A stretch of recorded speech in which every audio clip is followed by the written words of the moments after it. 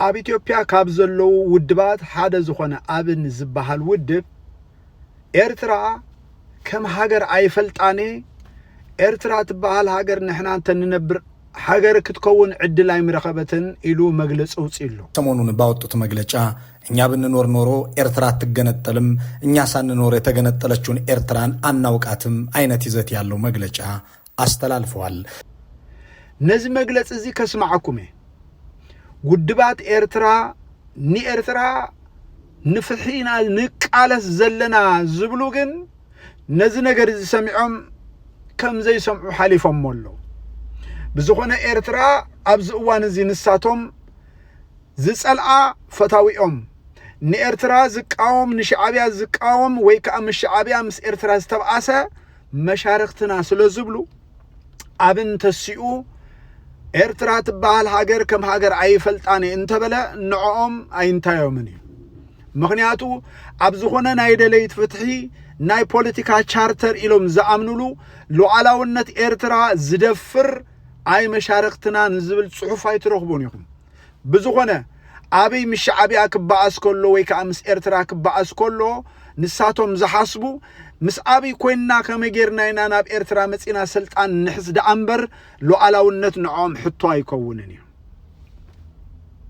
ስለዚ ከምዚ ዓይነት ቃልሲ ክትርኢ ከለኻ ክትስንብድ ክትርሕቕ ጥራይ ዝግባኣካ ክብል ደሊ ኣብን ኣብ ዝሓለፈ ናይ ትግራይ ኩናት እቲ ግንባር ቀደም ኣብ ትግራይ ኩናት ህጽንተት ተሳታፊ ዝነበረ ውድብ እዩ።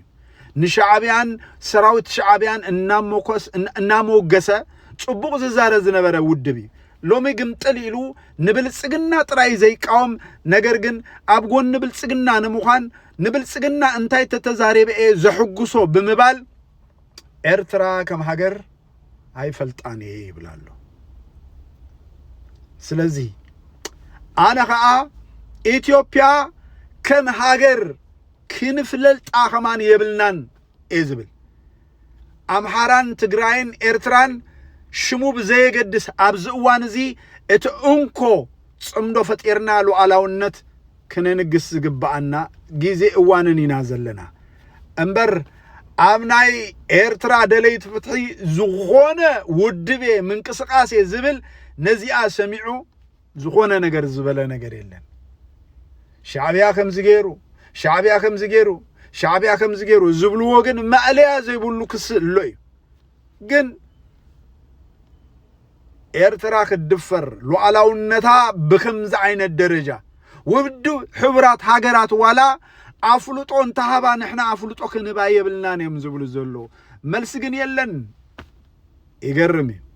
ኣብ ከመይ ዝኣመሰለ ሕልወሳን ዕብዳንን ከም ዝጸናሕኩ ክሪኦ ከለኹ ማራየ ግንምንብ ዝብለኒ ብዙኾነ እቲ ዜና ስምዕዎ ከፖስታ ቤትም ከግምጃ ቤትም የተጠራሩ 1 6 7 እና 8 ሰዎች ሰሞኑን ያወጡት መግለጫ ሳቅ መፍጠሪያም ቀልድ መስሪያም ሆኗል።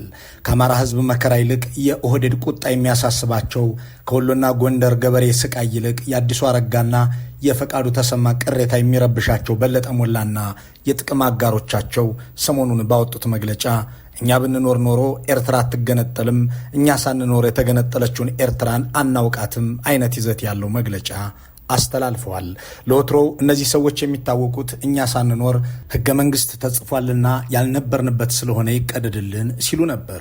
ሰዎቹ የቀራቸው መጽሐፍ ቅዱስ ሲጻፍ አልተሳተፍንምና ክርስትና በኢትዮጵያ አይሰበክም ወይም ቁርአን ላይ አልፈረምንምና እስልምና እንዲመለክ አንፈልግም ማለት ብቻ ይመስላል። አልነበርንበትም የማይሉት ነገር የለም። አንቀበለውም የማይሉት ግን አብይንና የኦህዴድ ብልጽግናን ብቻ ነው። ያለቆቻቸውን ተቾችና ተቃዋሚዎች ዙሪያ ገባውን ሰድበው ከሀገር ውስጥም እስከ ውጭ ዘልፈው ለሰባተኛው ንጉሥ አንተ ብቻ ጌታ የሚል መወድስ ማቅረብ ይቃጣቸዋል። ኤርትራ ስትገነጠል አልነበርንምና የተባበሩት መንግስታትም ሆነ የአፍሪካ ህብረት ዕውቅና ቢሰጣት እንኳ እኛ እንሰጣትም እያሉ ነው። ባጭሩ የጦርነት አዋጅ አውጀዋል።